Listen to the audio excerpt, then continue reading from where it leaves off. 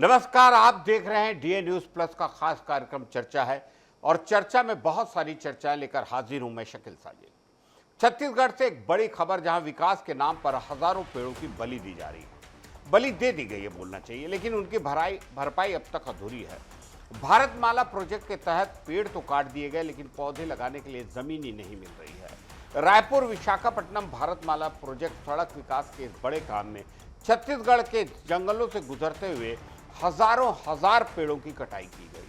आंकड़ों के मुताबिक 40,000 से ज्यादा पेड़ काटे गए, पूरे को पूरे जंगल खत्म कर दिए गए। लेकिन बदले में लगाए जाने वाले लाखों पौधे अब तक सिर्फ फाइलों में हैं। नियम कहते हैं कि जितने पेड़ काटे जाएं, उसके बदले दुगने क्षेत्र में पौधारोपण जरूरी है। इसी के तहत करीब 4 से 4.5 लाख पौधे लगाने का लक्ष्य रखा गया, लेकिन कांकेर और कोंडागांव में जमीन ही नहीं मिल पाई। अब वन विभाग धमतरी जिले में करीब 400 हेक्टेयर जमीन की तलाश में जुटा है, ताकि इस मानसून में पौधारोपण किया जा सके। प्रश्न ये है, क्या तब तक बहुत देर नहीं हो जाएगी? इससे पहले महासमुंद में भी 200 हेक्टेयर जमीन चिन्हित की गई थी, जहां करीब 2 लाख पौधे लगाने की योजना थी, लेकिन देरी के चलते जमीन पर अवैध कब्जे हो गए और योजना ठप पड़ गई। हैरानी की बात यह है कि केंद्र सरकार से क्षतिपूर्ति के लिए करीब 95 करोड़ रुपए भी मिल चुके हैं। इसके बावजूद जमीन की कमी के चलते पौधारोपण अधर में लटका है। विकास और पर्यावरण संतुलन के बीच ये बड़ी चुनौती है। पेड़ कट गए, पैसा भी मिल गया, लेकिन अगर समय पर पौधे नहीं लगे तो पूरे प्रदेश छत्तीसगढ़ के नुकसान की भरपाई, पर्यावरण के नुकसान की भरपाई कैसे होगी? छत्तीसगढ़ के कोरबा से चिंताजनक खबर। जी हां, हसदेव नदी में जहरीली राख का रिसाव 24 घंटे के बाद भी नहीं थमा। हजारों टन राख पानी में घुल चुकी है और हालात लगातार बिगड़ते जा रहे हैं। कोरबा से निकलकर जांजगीर चांपा तक बहने वाली हसदेव नदी अब साफ पानी नहीं बल्कि सफेद जहर अपने साथ बहा रही है। राखड़ का रिसाव इतना ज्यादा है कि नदी का रंग और स्वरूप ही बदल गया है। बताया जा रहा है कि बांध से हजारों टन फ्लाई ऐश पानी में समा गई, जो अब तक गांव तक पहुंच चुकी है। ये वही नदी है जिस पर पीने का पानी, खेती और रोजमर्रा की जिंदगी पूरी के पूरी जिलों की निर्भर करती है। स्थिति की गंभीरता को देखते हुए प्रशासन ने एई और डीई को सस्पेंड कर दिया है। लेकिन सवाल उठता है कि क्या सिर्फ छोटे अफसरों पर कार्रवाई से ठेकेदारों और सिस्टम की जानकारी खत्म हो जाएगी? इससे पहले भी राखड़ का पानी फिल्टर प्लांट की पाइपलाइन तक पहुंच चुका था, जिसके चलते जल आपूर्ति रोकनी पड़ी। अब एक बार फिर वही खतरा मंडरा रहा है। विशेषज्ञों की माने तो इस राख में आर्सेनिक, मरकरी जैसे खतरनाक तत्व मौजूद होते हैं, जो कैंसर और किडनी जैसी गंभीर बीमारियों का कारण बनते हैं।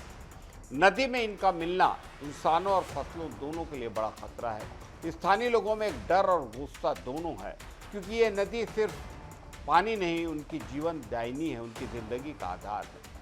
सवाल साफ है, हर बार हादसा, हर बार जांच, लेकिन जिम्मेदारी कब तय?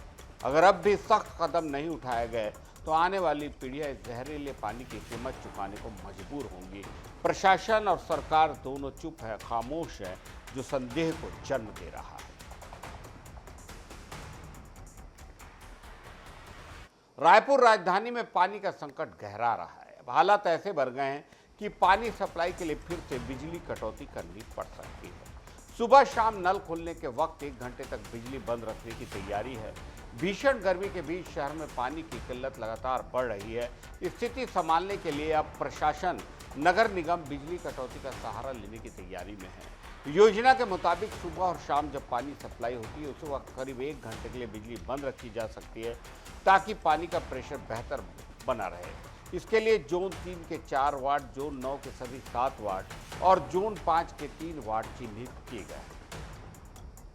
जल्द ही बिजली कंपनी को फीडर वार सूची सौंपी जाएगी। शहर में फिलहाल करीब 40 टैंकरों के जरिए रोजाना 450 से ज्यादा ट्रिप लगाकर पानी सप्लाई हो रहा है, फिर भी मांग पूरी नहीं हो पाती। पिछले साल मई में भी इसी तरह की व्यवस्था लागू की गई थी, लेकिन इस बार हालत पहले से ज्यादा गंभीर है। इधर पानी की समस्या को लेकर राजनीति भी तेज हो गई है।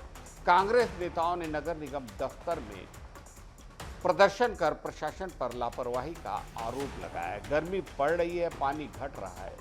सवाल यह है कि क्या बिजली कटौती से हालात संभल जाएंगे या शहर को और बड़ी परेशानी का सामना करना पड़ेगा। न नगर निगम, न प्रशासन, न महापौर, न कोई जिम्मेदार इस बात का जवाब दे रहा है। रायपुर से एक दिल दहला देने वाली खबर। 5 साल के प्रेम संबंध के बाद शादी से इनकार करने पर 19 साल की युवती की मौत हो गई। मामले में पुलिस ने युवक को गिरफ्तार कर जेल भेज दिया है। राजधानी रायपुर के गुड़ियारी इलाके में 19 साल की युवती का शव उसके प्रेमी के घर में मिला।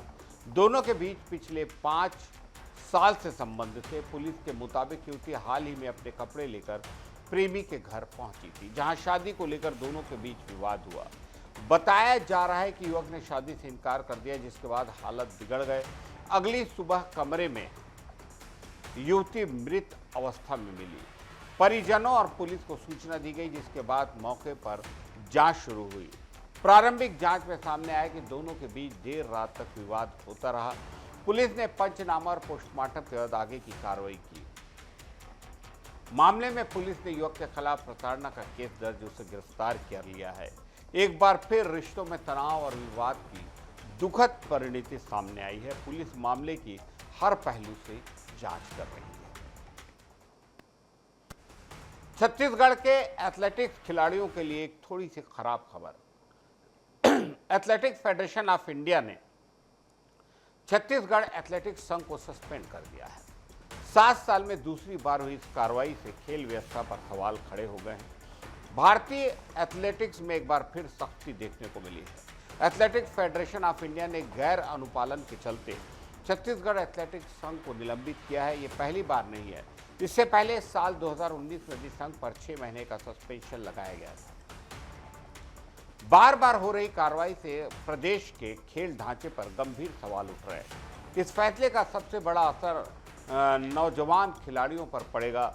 अब राज्य के एथलीट्स को टूर्नामेंट में भेजने और चयन प्रक्रिया पर संकट खड़ा हो गया है। फेडरेशन ने साफ किया है कि जिन राज्यों में प्रशासनिक प्रक्रिया और गतिविधियां ठप हैं, वहां सख्त कार्रवाई जारी रहेगी। कामकाज संभालने के लिए एडहॉक कमेटी बनाई जाएगी और जल्द चुनाव कराए जाएंगे। इधर संघ के अंदर विवाद भी गहराता जा रहा है। महासचिव पर करीब 28 लाख रुपए के गबन के आरोप लगे हैं, जिसकी जांच जारी है। लगातार विवाद, पदाधिकारियों में खींचतान और वैधानिक स्थिति को लेकर सवालों के चलते पूरी कार्यकारिणी तक भंग करनी पड़ी। अब नजर इस बात पर है कि नई एडहॉक कमेटी कितनी जल्दी व्यवस्था सुधारती है, क्योंकि सबसे बड़ा सवाल यही है कि क्या खिलाड़ियों का भविष्य फिर से पटरी पर लौट आएगा। प्रशासन को इसमें हस्तक्षेप करना बेहद जरूरी लग रहा है।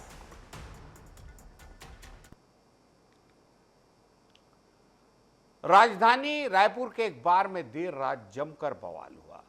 कार सवार युवक ने पहले विवाद किया और फिर बियर की बोतल से हमला कर एक व्यक्ति का सिर फोड़ दिया।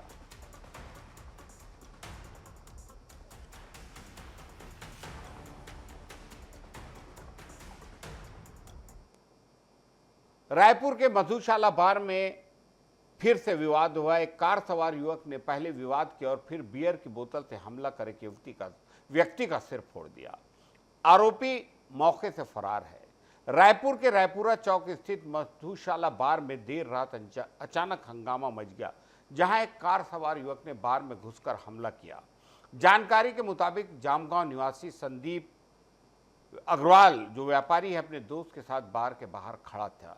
तभी तेज रफ्तार में आई कार उनके सामने आकर रुकी। कार सवार युवक की हरकत से घबराकर दोनों अंदर चले गए, लेकिन आरोपी भी उनके पीछे एक बार के अंदर पहुंच गया। आरोप है कि युवक ने गाली गलौज करते हुए फ्रिज से बियर की बोतल निकाली और सीधे संदीप अग्रवाल के सिर पर वार कर दिया।